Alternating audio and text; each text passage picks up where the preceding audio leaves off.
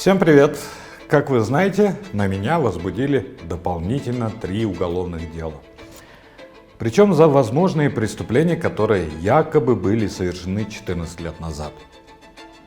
О сути самих дел расскажут потом юристы, но уже понятно, что обвинения абсурдны и не имеют судебной перспективы, не имели, по крайней мере, в другой стране. Я же предлагаю вернуться на 16 лет назад. Я благодарен родителям за прекрасное образование, которое они мне дали.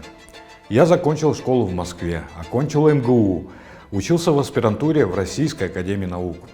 Имел все возможности работать в России, но довольно часто я слышал от моих российских друзей: «Ну, что ты делаешь в России?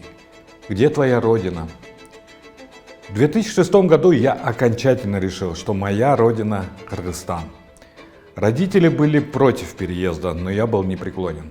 С тех пор я искал себя и возможности делать вклад в развитие Кыргызстана.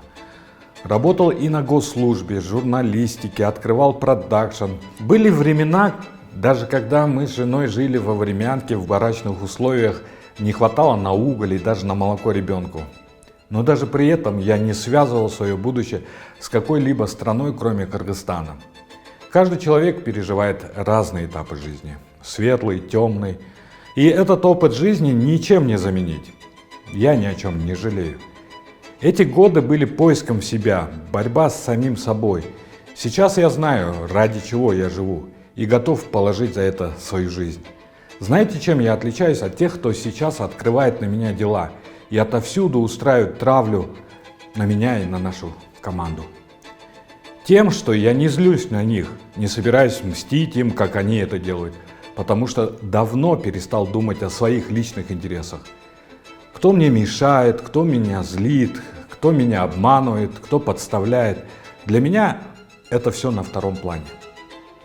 Важно, что обманывает наш народ. Важно, что обкрадывает наш народ. Я знаю, что коррупция и повальное воровство – главный тормоз развития Кыргызстана. Я и наша команда будет продолжать бороться с коррупцией. У нас есть все шансы стать по уровню развития в один ряд с такими странами, как Сингапур, Малайзия. Но нам нужно побороть это зло. Власти же сводят сегодня счеты со мной. Этими уголовными делами они просто подтверждают нашу правоту. Чачалаган чин болот. Еще раз повторюсь, не хотите попадать в расследование, живите честно. И знаете, о чем я думаю?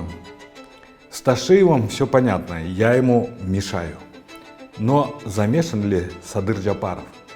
Понимает ли, что это не просто рядовой случай, а откровенное давление на свободу слова, а абсурдные уголовные дела на Кактус Медиа, на Next TV? Не в подводной же лодке живет. Вы знаете, мы свободный народ, свободная страна. Свобода слова у нас в жилах. Она передавалась из поколения в поколение через Манасчи и Токмо Акынов. Истинными носителями свободы слова исторически являлись именно они. Пока коррупционеры и властимущие не превратили их в шутов, восхваляющих их на их же тоях. Я рад, что Болот Назаров в нашей команде. Мы реально возрождаем историческую роль Акынов. Я всем своим иностранным партнерам говорю, что Кыргызстан исторически свободная страна, и наш дух невозможно сломить гонениями. И сейчас переломный момент в истории Кыргызстана. Отстоим ли мы свободу слова в Кыргызстане? Или же будем знать только то, что нам положено? Будет ли развиваться Кыргызстан? Или же дальше будет разворовываться мошенниками и аферистами? Все зависит от нас самих. Но я абсолютно уверен, что мы будем жить в процветающей свободной стране. Свобода слова – это реальное достижение нашей страны, и за нее надо бороться.